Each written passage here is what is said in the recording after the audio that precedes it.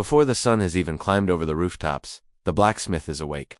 The small room above his workshop smells of smoke, iron, and sweat. He pulls on his heavy leather apron and steps down the creaking stairs into the forge. The hearth is cold and dark, but he knows it will not stay that way for long. He sets to work with practiced hands, stacking wood and coal, striking a spark, coaxing the fire into life. As the flames begin to breathe, the forge glows orange and the day begins. Outside, the village is still quiet. A rooster crows somewhere beyond the smithy. The first customers will arrive soon. A farmer who needs a plowshare mended, a stable boy with a bent horseshoe, maybe a soldier looking for new rivets on his mail. The blacksmith does not wait for them to knock. He already lays out his hammers and tongs, his anvil and chisels. Every tool has its place, and every stroke of his arm is measured from years of repetition. The work is hard and dirty. Coal dust clings to his skin, sweat drips into his eyes. Each piece of metal must be heated until it glows, beaten into shape before it cools, then quenched in water or oil with a hiss of steam. The hammer's rhythm fills the workshop. Clang, clang, like a heartbeat. It is music to no one but him, but it keeps the village moving. Without his nails, hinges, and blades, doors would sag, wagons would break, and soldiers would march unarmed. He has been at this since he was a boy. His father was a smith, and before him his father too. Apprenticeship began at dawn and ended at dusk, with burned fingers and sore shoulders. He learned to read heat by color, to judge strength by sound, to shape iron as if it were clay. Now, in middle age, his body bears the cost. His hands are knotted with scars, his hearing dulled by years of hammer blows, his back bent from lifting, yet there is pride in his work. Each tool he makes, each weapon he tempers, carries a piece of his skill. Farmers nod to him in the street. Soldiers grip his arm with thanks before heading to battle. The lord of the manor may never know his name, but the people do. In a world where most things break and few things last, the blacksmith makes objects that endure. As the morning wears on, the forge grows hotter. The door stays open to let in air, but the heat still presses against his face like a hand. He drinks from a clay jug and wipes soot from his brow. Another farmer arrives with a cartwheel whose iron rim has cracked. The blacksmith inspects it, mutters a price, and sets it aside. Work piles up quickly. There is never enough time. When the church bell rings noon, he does not stop. Bread and cheese wait on a bench in the corner, but the iron cannot. He eats with blackened fingers between hammer strokes, swallowing quickly before returning to the fire. In his mind, there is no beginning or end to the day, only a line of tasks that must be finished before the light fades.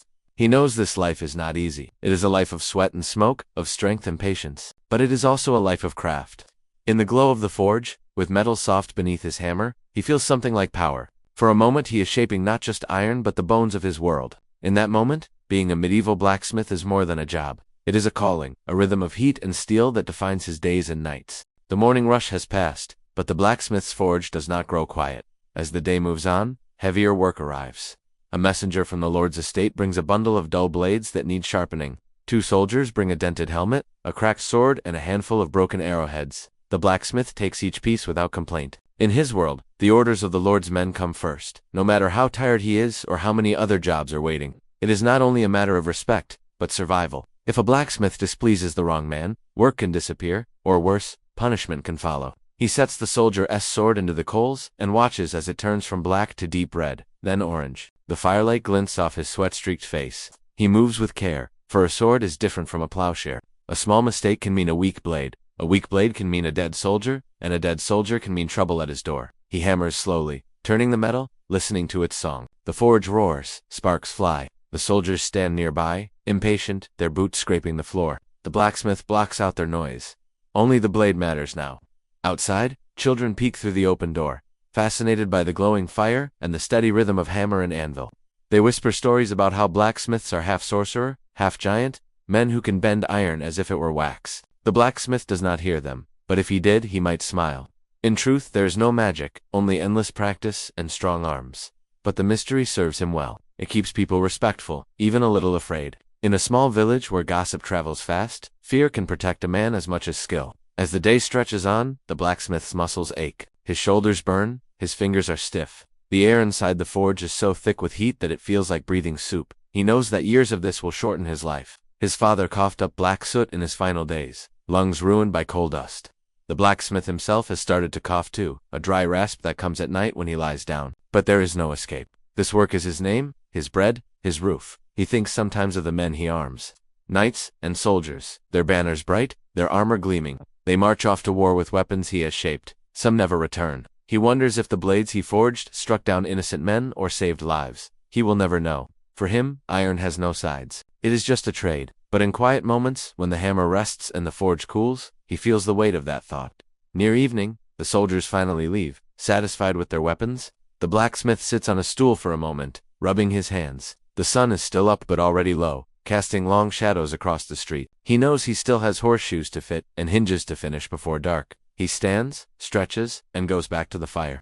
The forge flares up as if greeting him again, a hungry beast demanding more of his strength. He thinks about the boy he has taken on as an apprentice, sleeping on a straw mat in the back room. Soon the boy will take over the lighter tasks, learning the feel of hammer and tongs, the smell of hot iron. The blacksmith hopes the boy will be stronger than he was, clever enough to avoid the mistakes he made. But deep down, he knows the forge will claim him too. It claims them all, one way or another. The blacksmith sighs, lifts his hammer, and strikes the iron once more. The sound rings out into the fading light, steady and unbroken. The boy wakes before dawn, just as the blacksmith once did at his age. He rubs the sleep from his eyes, pulls on a rough tunic already stained with soot, and hurries to the forge. The blacksmith is already there, coaxing the fire to life. Without a word, the boy begins sweeping the floor, gathering scraps of metal, and laying out the tools. This is how training begins, not with hammer and anvil, but with watching and waiting, with small tasks that teach patience and respect. The blacksmith remembers being a boy like this. He knows that the forge is more than work. It is a world with its own rules. The boy must learn to read the heat of the coals, to know the difference between iron and steel by smell and sound, to hold tongues steady even when sparks fly into his face. These lessons are not written down. They pass from hand to hand, from one generation to the next, like a secret language. The blacksmith starts him with nails. Simple, repetitive, endless nails.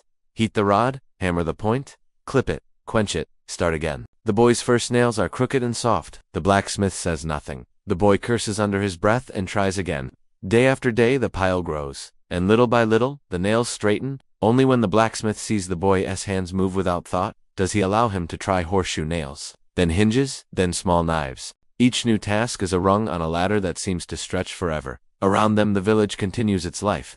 Farmers stop by to talk, leaning on their tools while the boy stokes the fire. A baker brings a loaf of bread as payment for a repair.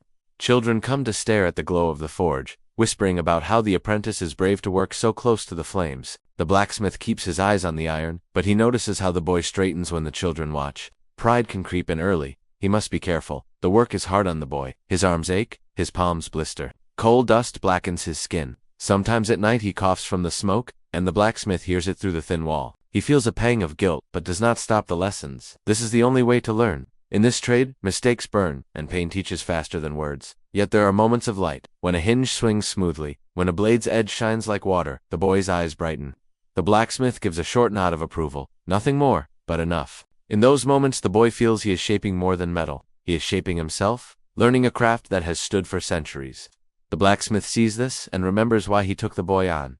Not for free labor, though that helps. Not for companionship, though the forge feels less lonely now. He took him on because the world always needs someone to keep it together, someone to mend and make, someone who can turn raw iron into tools that build and weapons that defend. Without a smith, a village can fall apart. Without a teacher, a craft can die. As the day ends, the blacksmith and the boys sit on the forge steps, eating bread and cheese in silence. The sun sets behind the trees, painting the street with gold. The boy's hands are black, his face streaked with soot, but his eyes are fixed on the glowing coals, as if they hold secrets. The blacksmith follows his gaze and feels a strange flicker of hope. Perhaps this boy will carry the craft forward. Perhaps his own life of heat and iron will not end in smoke but in another pair of strong hands. The blacksmith's world is not limited to the village. Beyond the church and the market stands the manor of the local lord, its stone walls rising above the fields. Several times each month the blacksmith is summoned there. The lord's steward sends a boy on horseback with a message, and the blacksmith knows he must go, no matter what work waits at the forge. The lord's business is never delayed. Today is such a day. Before sunrise, the blacksmith loads a cart with tools and unfinished pieces, spear kits, iron bars, horseshoes, and sets off for the manor with his apprentice walking beside him. The road winds through fields where peasants stoop over their crops. They nod respectfully as he passes. In their eyes, he is not just a craftsman but a link to power. The lord depends on his skill, and that gives him a quiet authority, though it is not one he can spend freely.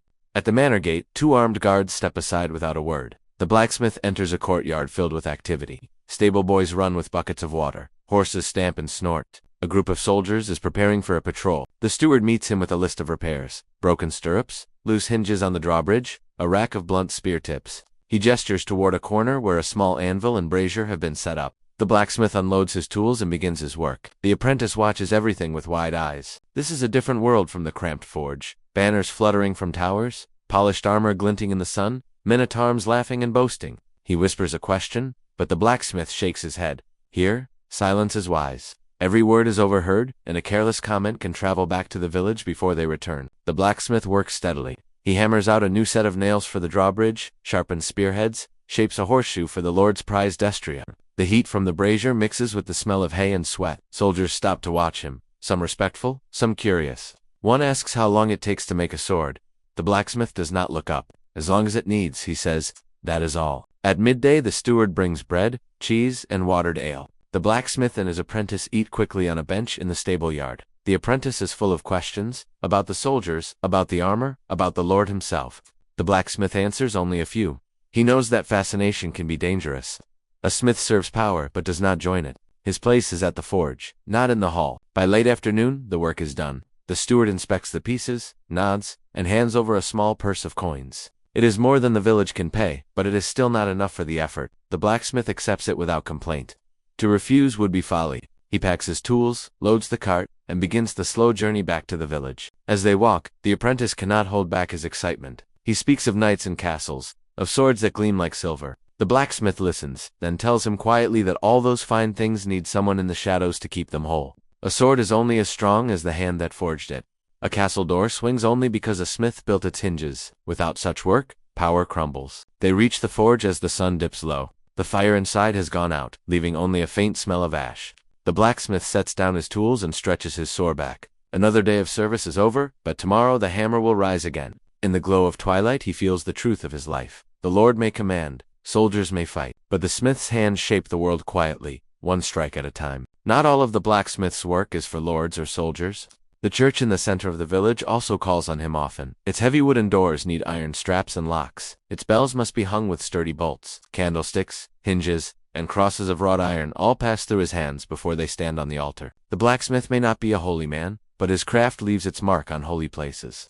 This morning the village priest has come to the forge himself. He carries a small chest of broken items, a cracked censer, a bent stand for candles, and a lock that will no longer turn. He asks the blacksmith if he can mend them. The blacksmith nods, sets the chest aside, and begins to heat the forge. The priest lingers for a while, watching the sparks leap into the air, his lips moving in silent prayer. The apprentice stands a little straighter. Even he feels the weight of the priest's presence.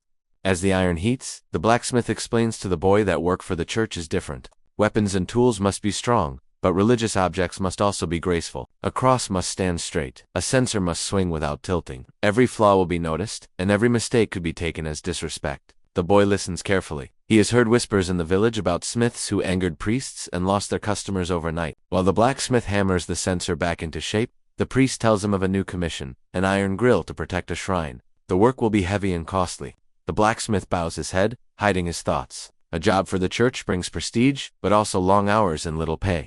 Still, he cannot refuse. The church stands at the heart of the village. Its favor is as necessary as food. Around the forge, superstition clings like soot. Some villagers believe the smith's fire is blessed, that sparks are bits of holy light. Others think it is dangerous, a doorway for dark spirits.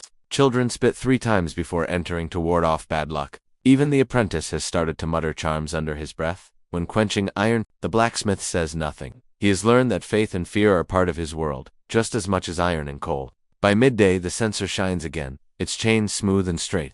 The priest smiles faintly and offers a blessing before leaving. The blacksmith wipes his hands on a rag, feeling the strange mix of reverence and weariness that always follows such work. The apprentice looks proud. He thinks perhaps one day he will forge something for the altar himself. The blacksmith knows the truth. Whether a hinge for a stable or a grill for a shrine, the work is the same.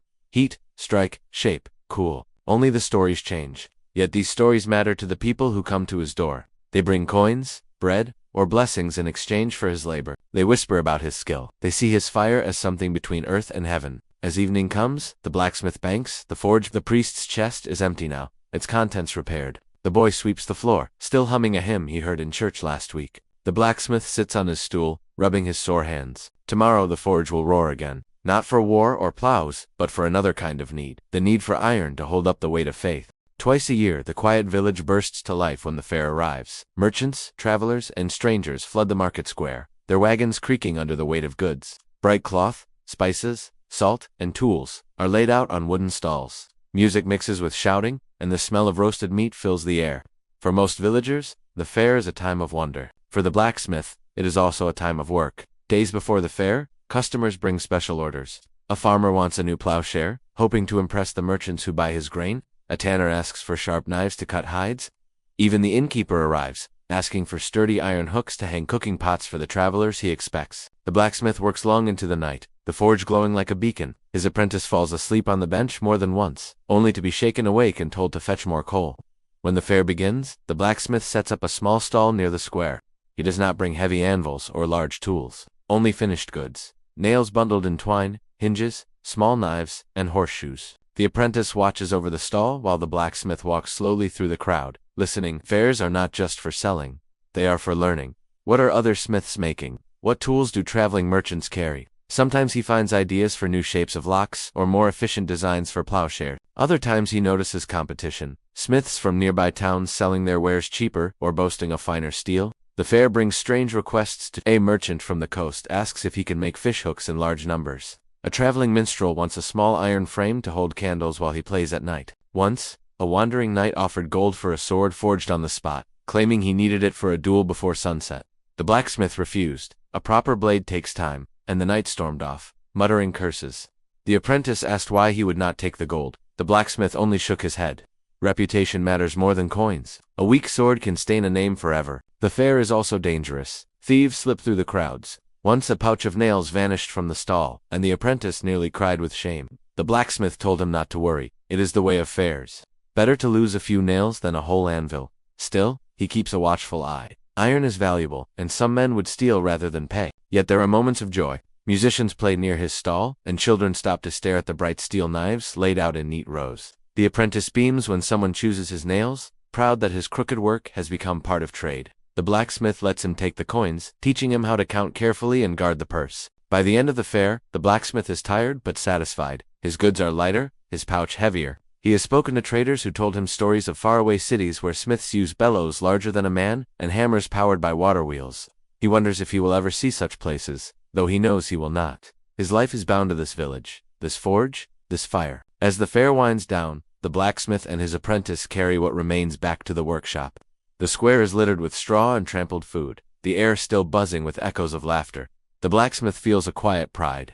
For a brief time his work traveled beyond the village. His nails, knives, and horseshoes will be carried down roads he will never walk, into lives he will never know. And tomorrow, when the fair is gone, his hammer will ring again, as if nothing had changed. The forge is a place of creation, but it is also a place of danger. Every strike of the hammer sends tiny sparks flying through the air. Every glowing bar of iron is hot enough to blister skin in a heartbeat. The blacksmith knows this as well as he knows his own name. His hands are a map of scars, thin white lines where steel bit deep, dark patches where fire kissed him too close. Each mark tells a story of a mistake learned the hard way. He warns his apprentice constantly. Watch your grip, he says when the boy picks up the tongs. Keep your eyes on the iron. But the boy is young, and youth believes it cannot be hurt. One morning, as he hammers a nail, a chip of metal flies up and grazes his cheek. It leaves a thin cut that bleeds freely. The boy gasps, more in shock than pain. The blacksmith puts down his hammer, wipes the blood away with a rag, and shows him a scar on his own arm. That's the trade, he says quietly. Iron always bites back. Burns are the most common danger. The forge's heat is relentless, pressing in like a living thing.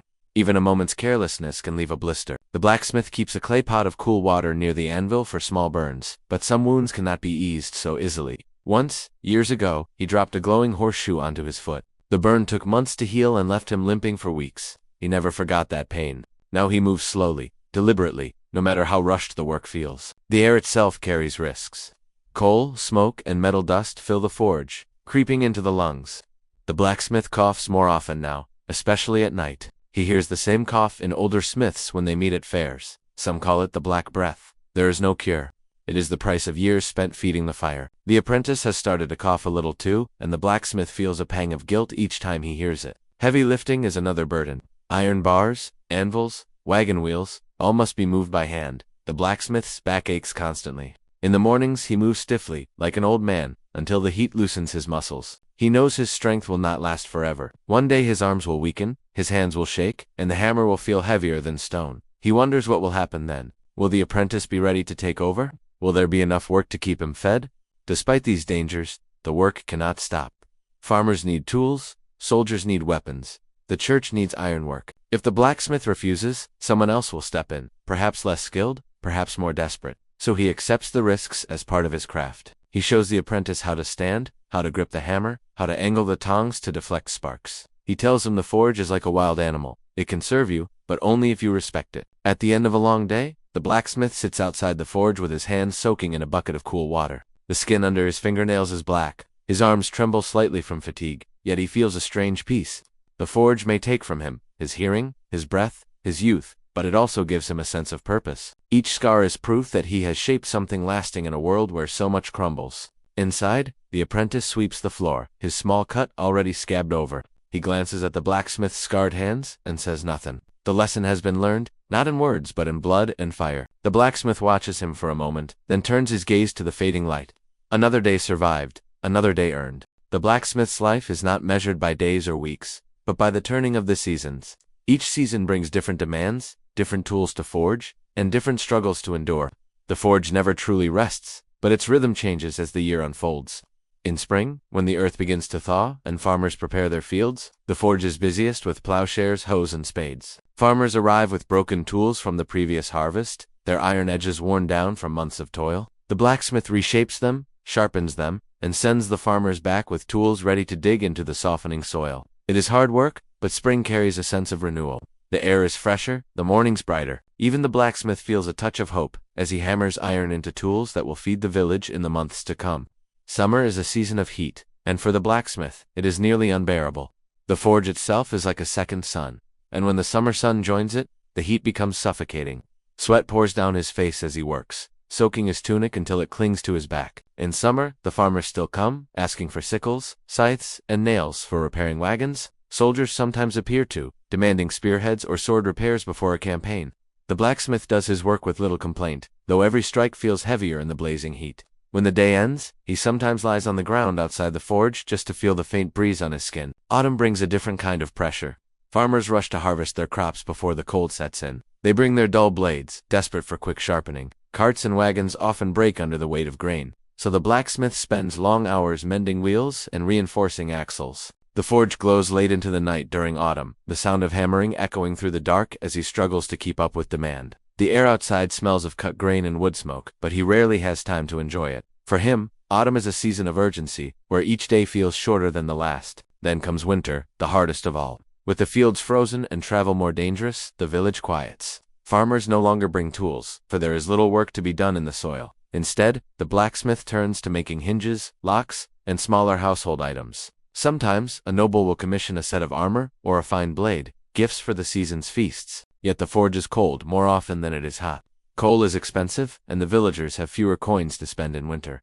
The blacksmith feels the bite of hunger more keenly then. His hands ache in the frost, his breath curls in clouds as he works, and each spark from the forge seems small against the long dark nights. Still, the seasons turn, and with each turn comes renewal. The blacksmith knows the pattern well. The burst of work in spring, the choking heat of summer, the desperate rush of autumn, the lean months of winter. He adjusts, he endures, and he works through it all. His craft is tied to the land, to the harvest, to the battles at King's Wage, and the needs of peasants who cannot live without iron. To the blacksmith, the seasons are more than weather, they are a cycle of survival. Each one brings hardship, each one demands something new from his forge. And when the year ends, he begins again, hammer in hand, fire roaring, shaping iron, as the world outside changes once more. In the village, everyone knows the blacksmith. His forge stands near the center like a heart pumping life into every corner of daily work. Farmers, soldiers, carpenters, even the priest, all depend on him. Without his nails, their roofs would leak. Without his tools, their soil would stay hard. Without his iron, their doors would hang loose on their hinges. The blacksmith's day begins before the sun rises, but his first customers are often waiting when he opens the forge. A farmer may arrive with a cracked plow. A shepherd may need new tips for his staff. The carpenter comes with requests for nails, hinges, and latches. Each visitor brings a problem, and the blacksmith provides a solution hammered out of fire and sweat. He is more than a craftsman, he is a quiet listener. People talk as he works, telling him of their worries. A young man might complain about the harvest. A woman may speak of her husband leaving for war. They come for tools, but they stay for his steady presence. The blacksmith rarely offers advice. He is not a priest, but his silence is a kind of comfort. The rhythm of hammering fills the pauses in their words. Sometimes the work is urgent. A soldier rides in with a broken sword before a battle. A messenger's horse throws a shoe, and the blacksmith must drop everything to make a new one. In such moments, the forge becomes a place of tension. Sparks fly, tools clatter, and sweat runs into his eyes as he works faster than usual. Yet even then, he moves with care. A mistake could cost someone's life later on. Children often watch from the doorway, eyes wide at the sight of glowing metal and flying sparks. They whisper to each other about the blacksmith's strength, calling him the strongest man in the village. He sometimes lets them pump the bellows, laughing softly as they strain to push the heavy handle. For a moment, the forge is a place of wonder instead of toil. On market days, the blacksmith's role changes. He sets up a small stall to sell iron goods, nails, knives, buckles, or whatever small items he has managed to make between larger commissions. The noise of the forge is replaced by the noise of the crowd, merchants calling out prices, livestock bleating, coins clinking. He does not like crowds, but he needs them. The market is where he earns extra coin to buy coal, food, and new tools. His relationship with the priest is different. The church often asks for ironwork, hinges for the heavy doors, a cross for the steeple, or a candle stand for the altar. Payment may come in coins, or sometimes in bread and ale from the monastery. The blacksmith accepts it all, for his life, like everyone else's, is tied to the church. On feast days he sets aside his hammer and joins the villagers, though he feels awkward in fine clothes, with his scarred hands and soot-streaked face. Despite his importance, the blacksmith is not rich. His work keeps the village running, but it also keeps him bound to it. He cannot simply leave. The forge is his livelihood, his burden, and his pride. People nod to him in the street, grateful but also expecting. They know he will be there, hammering away, day after day. At night, when the last customer has gone and the forge is cooling, the blacksmith stands in the doorway watching the village. He sees the roofs he has held together with his nails, the carts that roll on wheels he has repaired, the fields worked with tools he has sharpened. The village may not say it aloud, but its life depends on his hands. He takes a slow breath, smelling smoke and damp earth, and turns back inside. Tomorrow will bring new faces, new requests, new pieces of iron to shape into life. An old blacksmith knows he cannot hammer iron forever. His arms will weaken, his back will stiffen, and the fire will outlast him. This is why every blacksmith takes an apprentice. Passing on his craft is as important as the work itself. Without an apprentice, the forge would go cold when he dies, and the village would lose its lifeline. The apprentice usually arrives young, sometimes as early as 10 or 12 years old. He is often the son of a farmer or a poor craftsman, sent to learn a trade that might feed him in the future. The boy's hands are soft at first, his grip awkward, his steps clumsy. The blacksmith looks at him and remembers when he was the same. Training begins with the simplest tasks. The apprentice sweeps the forge floor, pumps the bellows, and carries buckets of water. He learns to keep the fire alive, to stack coal properly, to fetch the right tools without being told. At first, he does not touch the iron at all. He simply watches. The blacksmith hammers, twists, and quenches metal while the boy studies each movement like a hawk. Days pass into weeks, and the boy starts to help in small ways. He holds the tongs while the master strikes. He shapes small nails under supervision. His arms ache from pumping the bellows, but the muscles slowly grow. The blacksmith corrects his stance, his grip, his swing. Straighten your back. Hold it like this. Listen to the sound of the hammer. Each lesson is repeated until it becomes instinct. Mistakes are part of the learning. A tool may crack because the boy quenched it too soon. A nail may bend because he struck at the wrong angle. Sometimes he burns himself on the glowing iron. The blacksmith does not scold harshly. He knows pain is already its own teacher. He simply shows the boy what went wrong, and has him try again. As months turn into years, the apprentice begins to make items on his own. A set of nails, a horseshoe, a small knife. The blacksmith inspects each one carefully, pointing out flaws, but also giving quiet praise. The boy starts to feel pride in his work. His hands toughen, his swing grows steady, and the sound of his hammer begins to echo like the master's. The bond between them deepens. They eat their midday bread together, sitting on a bench outside the forge. They talk little, but the silence is comfortable. The blacksmith begins to share stories of mistakes he made, of weapons he forged for nobles, of winters when the forge nearly went cold. These stories are not just memories. They are lessons wrapped in words. One day, without realizing it, the boy becomes a blacksmith himself. He strikes the iron with confidence. He chooses the right tools without being told. His muscles move out of habit, not instruction. The blacksmith stands back and watches, feeling a mix of pride and sadness. His own time is waning, but his craft will live on in another pair of hands. When the apprenticeship ends, the young man may stay and take over the forge, or he may travel to another village to start his own. Either way, the cycle continues. Every blacksmith is both a maker of iron and a maker of blacksmiths. The forge's fire is never truly owned. It is only borrowed for a lifetime and passed on to the next set of hands. At night, when the apprentice has gone home, the blacksmith sits alone by the dying fire. He stares at the glowing embers and thinks of all the men before him who taught and learned as he has. He smiles faintly, knowing the sound of hammer on iron will go on long after his own has fallen silent. Most days the blacksmith lives by the rhythm of the forge. Heat, hammer, iron, and sweat. But even a man of iron cannot live only by work. A few times each year the cycle of toil is broken by fairs, festivals, and holy days. These rare moments pull the blacksmith out of his dark shop and into the wider world, where he sees faces and colors far beyond the glow of his fire. On market days he packs a cart with small iron goods, nails, knives, hinges, sickles, and anything else he has made in the quiet hours between big commissions. The apprentice helps load the cart, stacking bundles of nails and tying knives and cloth. The blacksmith tucks a small hammer into his belt and carries a bag of coins. He does not wear his best clothes. He owns none, but he washes the soot from his arms and face until his skin feels strange without it. The road to the market is busy with wagons and travelers. Farmers drive carts piled with grain, shepherds guide flocks of sheep, and merchants shout to each other in accents from distant towns. The blacksmith feels out of place at first. In the forge, he is master. Here he is just another man in a crowd. Yet he also feels a small thrill. The smells of bread, cheese, and roasting meat drift through the air. Bright banners hang from stalls. Minstrels play music while children chase each other between tables. For a few hours, the harshness of life softens. At his stall, the blacksmith spreads his goods on a rough wooden table. Customers come and go. A farmer buys a handful of nails. A merchant from another town examines his knives and asks about making a larger order. A woman chooses a new hinge for her door. The blacksmith speaks little, but smiles when the coins drop into his hand. Each sale means more coal for the forge, more food for the winter, perhaps even a small treat for himself and the apprentice.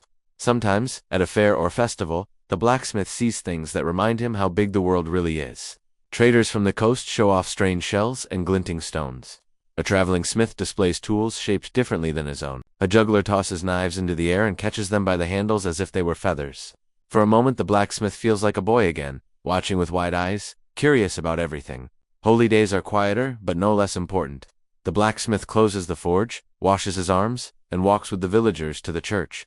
Inside, the smell of incense replaces the smell of coal. The priest's voice fills the hall. The blacksmith bows his head, thinking of the people he has served with his hands. The farmers, the soldiers, the children who grow up swinging tools he made. He asks for strength, not wealth. Just strength to keep going. After festivals and holy days, he returns to his forge. The fire feels heavier after a break, the hammer slower. Yet he also feels renewed. The memory of music, laughter, and open air lingers in his chest like a warm ember. These glimpses of life beyond the forge remind him why he works so hard. To feed himself, to serve his village, to carve out small moments of peace in a world of toil. Even though his hands are black with soot again by evening, he carries the day's colors in his mind. Bright banners, shining coins, and the glow of candles in the church. He knows the forge will claim him again tomorrow, but tonight, for a brief time, he feels like more than just the man behind the hammer. War changes everything for a village, and for the blacksmith, it changes the forge most of all. In peaceful times he makes plows, nails, and horseshoes. But when war comes, the rhythm of his hammer turns from farming to fighting. The village no longer asks for tools. It demands weapons. The first sign of war is not always soldiers. Sometimes it is a messenger riding hard, his horse foaming, carrying orders sealed with wax. Other times it is the Lord's steward, arriving with a list written on parchment. Swords, spearheads, arrowheads, and armor. The blacksmith studies the list in silence, his stomach heavy. He knows that each piece of iron he shapes will soon be aimed at another man's flesh. The forge becomes a place of urgency. The fire burns hotter and longer, often into the night. The blacksmith swings his hammer until his arms ache, stopping only to drink water and wipe the sweat from his brow. The apprentice works beside him, grinding edges, quenching blades, carrying coal. Sparks fly like stars as they shape bar after bar into sharp points. The ringing of hammers echoes across the village, a constant reminder of the storm building beyond the fields. Villagers come too, not only soldiers. A farmer brings a scythe, asking if it can be reshaped into a weapon. A shepherd offers coins for a simple dagger to protect his flock from raiders. The blacksmith cannot say no. He makes blades where he can, though he knows many of these men are not warriors and may not return once battle takes them. Sometimes the Lord himself rides down to the forge, armored and impatient. He inspects the work, tests the weight of a sword, frowns if the balance feels off. The blacksmith bows his head but says little. Lords do not understand how long good iron takes to shape. They want weapons fast, but rushed work breaks. A cracked sword on the battlefield could mean a dead soldier, so the blacksmith hammers slower than they like, but as fast as he dares. The sound of war is not only in the forge. The blacksmith hears drills in the field nearby, men shouting, shields clashing. He sees the worry in the eyes of women who bring bread to their husbands as they train. He smells the smoke of torches carried at night. The air itself feels different, heavy with waiting. When the weapons are finished, the soldiers come to collect them. They heft spears, strap on helmets, and swing swords through the air. The blacksmith watches in silence. He does not cheer, for he knows what these weapons will do. He sees not glory but blood, yet he cannot stop. A blacksmith without orders is a man without coin. After the soldiers march away, the forge grows quiet again. The tools for farming still wait to be made, but the blacksmith knows they may not be needed if fields are burned or farmers are slain. He sits by the cooling fire, staring at his scarred hands. He has kept the village alive in peace, and now he has armed it for war. Both duties weigh the same, though one feels far heavier on his soul. At night, he lies awake and wonders which of the blades he forged will return. Some will be buried in the mud of distant fields, others broken in desperate clashes. Perhaps a few will be handed back to him, bent or dulled, carried home by survivors. The thought makes his chest ache, but he pushes it aside. His work is not to fight. His work is to forge. Still, when the hammer rests, he whispers a quiet prayer that fewer blades will need to be made when the next messenger rides in. For all his strength and skill, the blacksmith lives in a world where religion and superstition touch every corner of life. In the village, people believe that unseen forces shape their fortunes as much as their own hands do. The blacksmith is no different. Fire, iron, and hammering seem like ordinary things, but to him they also carry a hint of the sacred and the dangerous. Each morning before lighting the forge, he makes a small sign of the cross, whispering a prayer for steady hands and a safe day. He does this without thinking. His father taught him the habit. The church bells ring, and he pauses his hammering to listen, just as the farmers pause their plowing. Even the rhythm of his work follows the church's calendar. Feast days, fast days, and holy days mark when he must close the forge or change his routine. Superstition is part of his craft too. When a new apprentice begins, the blacksmith quietly slips a coin under the anvil for good luck. He keeps a horseshoe nailed above the forge door to ward off evil spirits, not just because it is tradition, but because the forge can be a dangerous place where bad fortune feels close at hand. Some villagers believe blacksmiths have a touch of magic. After all, they control fire and shape metal, things that seem almost otherworldly to common folk. A few even whisper that a smith can charm a blade to strike true or make a plow that never dulls. When a particularly important piece is being made, a church bell's clapper, a sword for a noble, or the hinges of a coffin, he works more slowly, muttering small prayers between strikes. He does not really think the words will change the metal, but they steady his heart. Even the apprentice, who laughs at old tales, lowers his voice when they are making something for the church or for a funeral. On Sundays, the blacksmith walks to the church with the other villagers. His clothes smell faintly of smoke no matter how much he washes them. He stands in the pew, hands rough and scarred, listening to the priest speak of sin and salvation. Sometimes he glances at the ironwork in the church, the hinges, the candle stands, the cross atop the altar, and thinks of how many of his hours live quietly inside this holy place. Yet the forge also feels sacred in its own way. The blacksmith knows the fire's moods, how it can be fierce and greedy one moment, soft and glowing the next. He treats it with respect, never letting it go cold without reason, never throwing scraps into it carelessly. He tells the apprentice, "Fire is like a living thing. Feed it well and it serves you. Anger it and it bites." Whether this is science or superstition hardly matters. It keeps them cautious, and caution saves lives.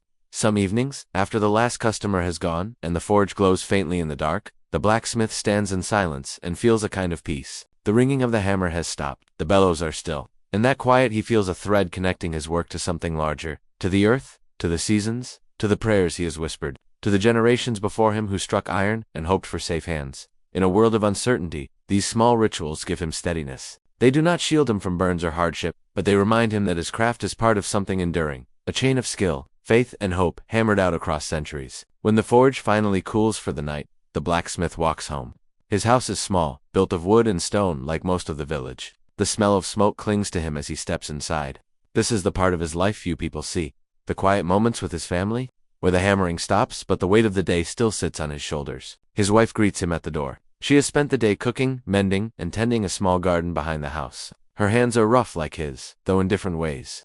She sets a wooden bowl of stew on the table and wipes sweat from her brow. The blacksmith sits, too tired to speak at first, and eats slowly. The warmth of the food begins to soften his muscles. Children's laughter fills the room if they are still awake. They rush to him, tugging at his tunic, showing him drawings made with bits of charcoal or small treasures they have found outside. He smiles, lifting one onto his lap, even though his arms ache. The soot on his skin marks their clothes, but they do not care. To them he is not a blacksmith but simply father, a figure as strong and steady as the anvil in his shop. Sometimes, on rare afternoons when work is light, he comes home early. He sits with his wife in the garden, watching her pull weeds or tie up beans. He tells her bits of news from the forge, a noble's order for a sword, a farmer's broken plow, a visiting merchant's strange stories. She listens while she works, and in return tells him about the children, the neighbors, or the small dramas of village life. These quiet exchanges knit their days together, but the blacksmith's work always casts a shadow on home life. His back pain keeps him from lifting his smallest child for long.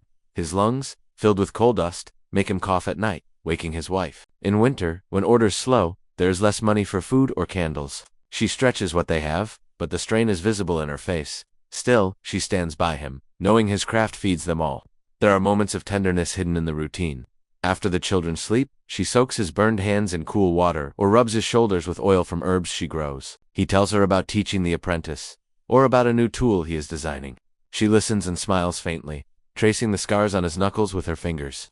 They speak softly, as if their words might disturb the peace of the night. The blacksmith dreams of a better future for his children. He does not want his sons to cough over a forge as he does, or his daughters to scrape by on thin harvests. He saves a few coins whenever he can, hoping one day to apprentice them to a different trade or send them to the city. He knows it may never happen, but the hope is a small fire that keeps him moving. In these moments at home, he feels the contrast between his two worlds. In the forge, he is a master of iron, shaping it with strength and fire.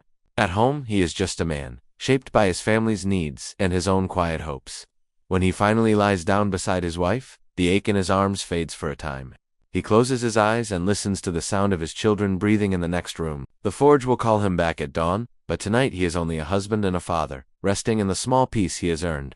Years have passed. The blacksmith's hair has turned gray, and the once thick muscles in his arms have begun to soften. His hands are still strong but tremble slightly when he lifts the hammer. Scars cover his palms like a map of his life's work. Every mark tells a story, a burn from a blade quenched too quickly, a cut from a splinter of iron, a bruise from a mishit blow. He no longer works from dawn until dusk. Now he rises a little later, moves a little slower, and spends more time watching than hammering.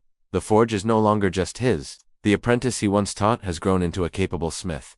In many ways, the young man is stronger and quicker than he ever was. He watches him with pride, seeing his own movements echoed in each swing of the hammer, each twist of the tongs. Sometimes he steps forward to guide a hand or offer advice, but more and more he stands back, letting the younger smith take the lead. This is how skills survive, passed down from one set of hands to another, from one life to the next. He also sees change in the village. Tools are made with different shapes now, armor with new styles, merchants bring strange metal from distant lands. The old ways of working are slowly giving way to new ones. The blacksmith does not resent this. He has seen enough seasons to know that nothing stays the same forever. He feels a quiet satisfaction knowing that, for decades, his work has served the people here, plows that turned their soil, hinges that held their doors, swords that protected their homes. At home, life has shifted too. His children are grown. One son has taken up a trade in the nearby town. Another has stayed to help at the forge. His daughters run households of their own. Grandchildren now tumble through the doorway, filling the small house with new laughter. He sits by the fire in the evenings, one on his knee, telling them simple stories about iron and fire. They listen with wide eyes, as if he is telling them about magic. In a way, he is. There is a softer rhythm to his days. He walks to the forge to smell the coal and hear the ring of metal, but spends hours sitting on a stool instead of standing at the anvil. He sharpens tools, sorts nails, or polishes the ironwork he once made. Sometimes he closes his eyes and simply listens to the sounds of work. The hiss of water on hot steel, the thud of hammer on anvil. These sounds have been the backdrop of his life for so long that he cannot imagine silence. He thinks about his own father and how little time they had together. He thinks about the chain of smiths before him, each one teaching the next. His body may be slowing, but the craft continues. That is his true legacy, not just the iron objects scattered across the countryside, but the knowledge living on in another pair of hands. When he finally sets down his hammer for good, there is no grand ceremony. Just a quiet evening, a cooling forge, and a walk home at sunset. He sits beside his wife, now older too, and watches the light fade. The smell of iron and smoke clings to him as always, but it feels less like a burden now and more like a part of who he is. The life of a medieval blacksmith was hard, filled with heat, noise, and endless labor. But within that life was also skill, dignity, and a kind of artistry. As he closes his eyes that night, he knows that although his own work is ending, the fire of the forge will keep burning long after he is gone.